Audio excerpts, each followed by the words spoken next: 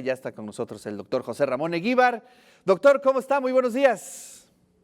¿Qué tal, Ricardo? Muy buenos días a ti y a todos los que nos ven por TV WAP. Gracias, Doc. Pues cuéntenos, a ver, ¿qué es eso de que escribir a mano resulta pues más efectivo, está, digamos, hasta conectado con nuestra propia sensibilidad, ¿no? ¿Qué se ha investigado en torno a esta práctica que, por cierto, cada día está más en desuso, ¿no?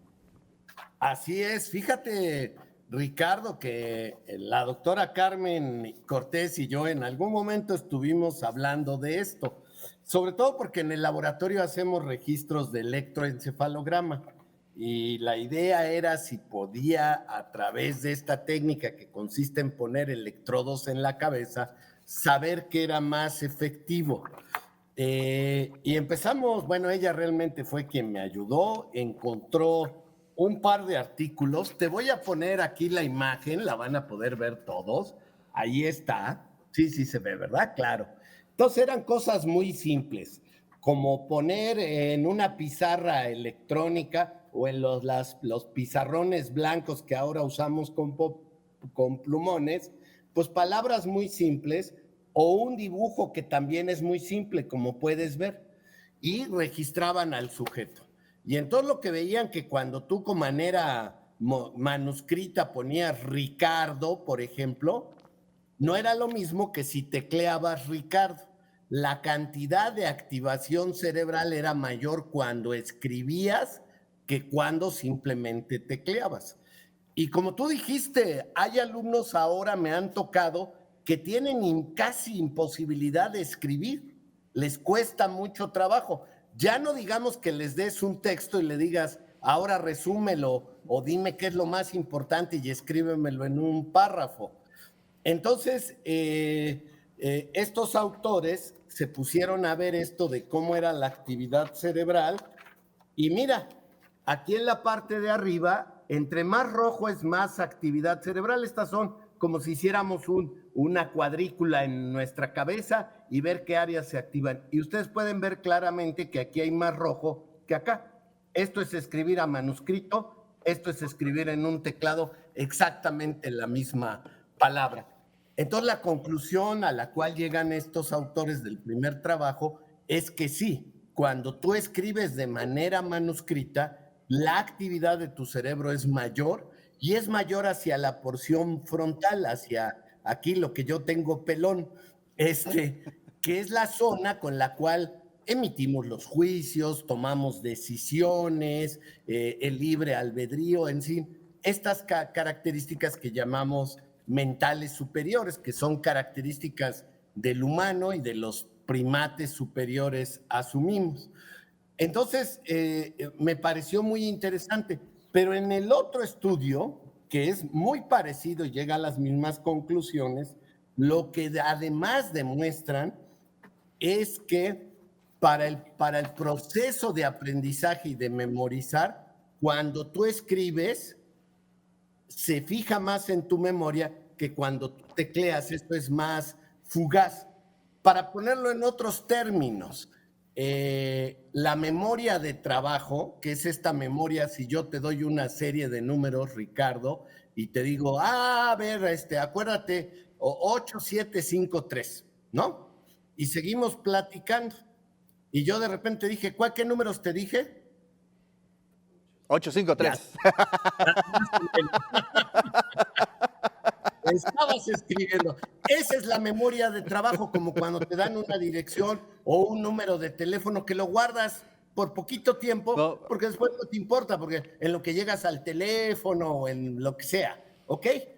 Esa memoria fugaz pasa mucho cuando tecleamos. O sea, tecleamos, claro. sabemos lo que estamos haciendo, queda en la memoria de trabajo, pero la memoria de trabajo es fugaz, por necesidad se va a ir. En cambio, cuando escribimos, si yo te hubiera dicho, a ver, Ricardo, ¿tienes una pluma? Por favor, escribe 8753 y lo escribes, ya no se queda en la memoria del trabajo. Sobre todo si te digo, oye, esa es la extensión de mi laboratorio o cualquier cosa, ¿no? O para que me hables a la Dirección General de Internacionalización. Entonces te va a quedar más sólido ese conocimiento.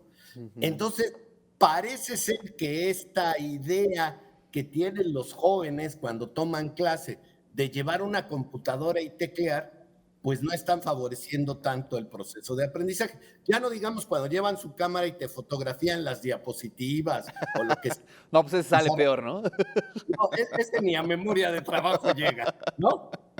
Tiene la memoria, pero del No, celular. no, Doc, pero sí tiene toda la lógica del mundo. No, bueno, usted se acordará, yo me acuerdo muy bien que antes teníamos la capacidad de memorizar muchos números telefónicos, ¿no? Y los Claro. escribíamos en nuestra agenda de papel, le decíamos ahí, doctor José Ramón Eguíbar, tal teléfono, te lo aprendías, ¿no? Te lo aprendías. Actualmente, pues creo que el de nosotros, ¿no? Y ya prácticamente está en Y no desuso porque la no me memoria, hablo. ¿no? Dicen, no, porque no me hablo y le digo a Siri, urgencia, A y ver, él déjeme marca. ver, me voy a marcar para ver cuál es mi número, ¿no? No, tremendo. Claro. Ese es un gran,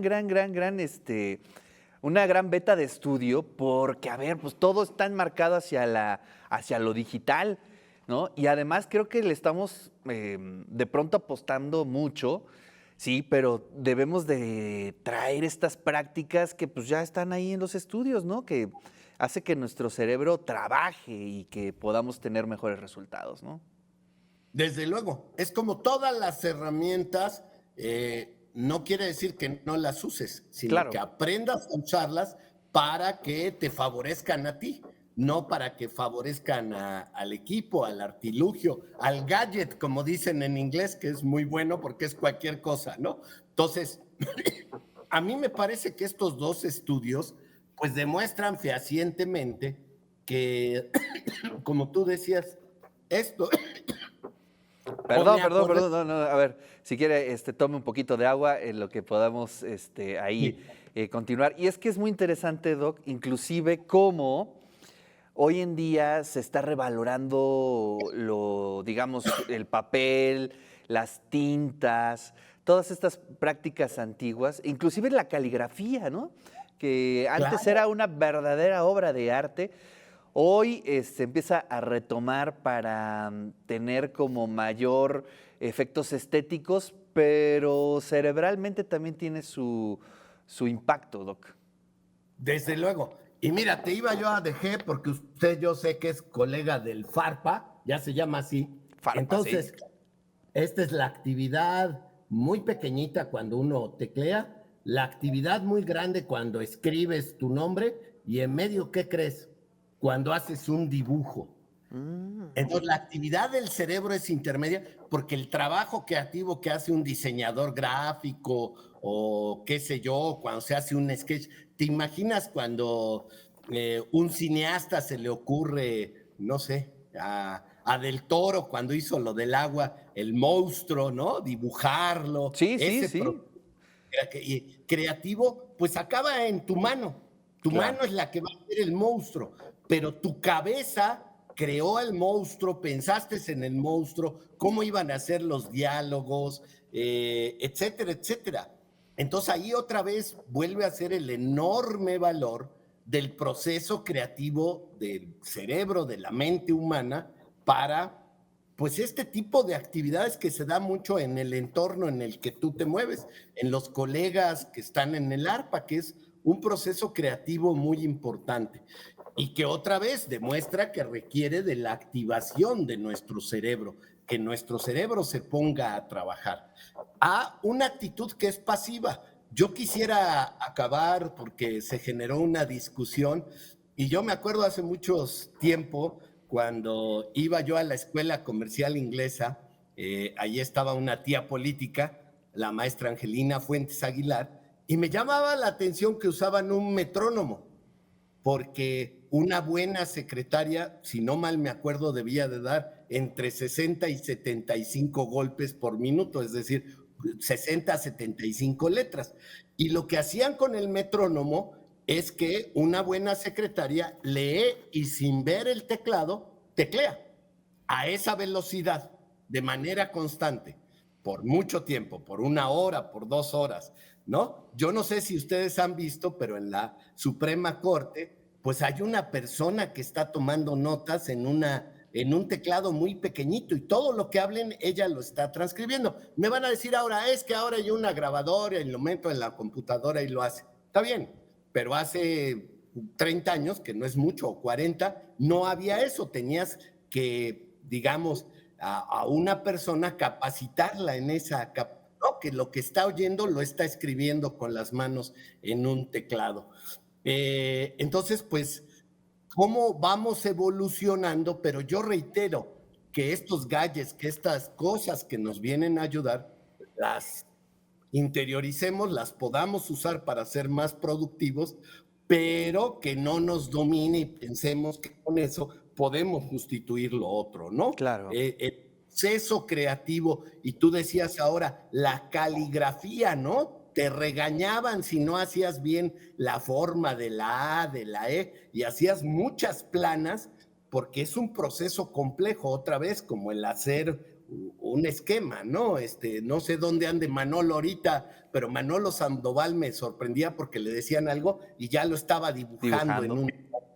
¿no? Esa capacidad es la que muchas veces vamos a adquirir a la universidad. Cuando alguien es un profesional, tiene proficiency, es eso, tiene la capacidad muy rápido de una idea, la materializa en un dibujo, por ejemplo, insisto, un diseñador gráfico, un arquitecto, una gente que se dedique al cine, etcétera. Claro. Entonces, esas capacidades son las que uno va a adquirir en el proceso educativo y que te va a volver un profesional. Y en el caso de los jóvenes que nos oyen ahorita, que ya están de vacaciones, pónganse a tomar notas cuando vayan leyendo, porque eso va a ayudar a que ustedes aprendan mejor y sean después, pues, mejores Qué profesionales. maravilla de artículos, ¿eh? La verdad es que me encantaron. Y además, pues como que se abren otras vetas. Por ejemplo, el grado de abstracción, ¿no? Cuando estás escuchando una clase. Y versus cuando se prepara una clase, por ejemplo, con PowerPoint, ¿no?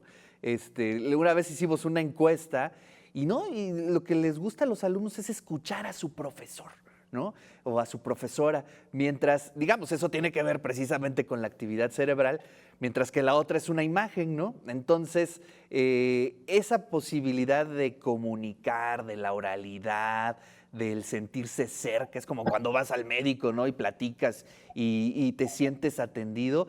Creo que esas son esto, más lo que usted está exponiendo el día de hoy, pues creo que son como consejos de oro, ¿no? Para poder tener técnicas de estudio y de nuestra actividad como docentes, ¿no? Desde luego, creo que acabas de decir, no hay nada, seguramente el profesor que más te impresionó a lo largo de tu desarrollo de la carrera, uno, dos, tres, no creo que sea más, lo que tiene que ver muchas veces es con su personalidad. Yo me acuerdo de uno que prácticamente actuaba, ¿no? Te Claro. estaba actuando lo que te estaba diciendo. Ese no tenía diapositiva, digo, no tenía exacto diapositivas de PowerPoint. Lo que tenía, ¿te acuerdas? Era aquellos carruseles que metías ahí. Maravillosos. Entonces tenía una enorme cantidad y nos obligó a los estudiantes a comprar un proyector para no ir a correr a la hora de clase. Ya llevábamos, el grupo tenía su proyector y ya lo ponía y nada más ponía el carrete y empezaba la Sí. clase. Pero esa era toda una vivencia, ¿no? Se volvió, porque además había ido a muchos lugares y nos mostraba que Egipto, que Grecia, al final de la clase nos ponía 5 o 10 diapositivas relacionadas con sus viajes.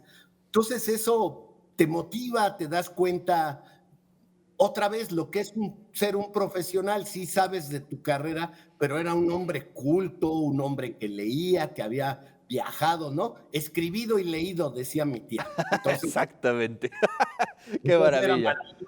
Decías, pues yo de grande quiero ser como ese doctor, ¿no? Como Así es. aquel que es muy profesional, hace muy bien, pero es un ignorante, nada más sabe de la vesícula biliar y ya, ¿no? Y lo hace muy Exacto. bien, pero no sabe de todo el cuerpo. Entonces, esa es esa cosa. A mí me gusta mucho, por ejemplo, lo de FARPA, porque me parece que es un universo creativo. Cuando uno ve ahí a los muchachos, pues prácticamente pueden hacer lo que quieran, con ciertas reglas, con ciertos, pero motivan ese proceso creativo. Y en el proceso creativo es cuando pues nuestro cerebro trabaja, como vemos, ¿no?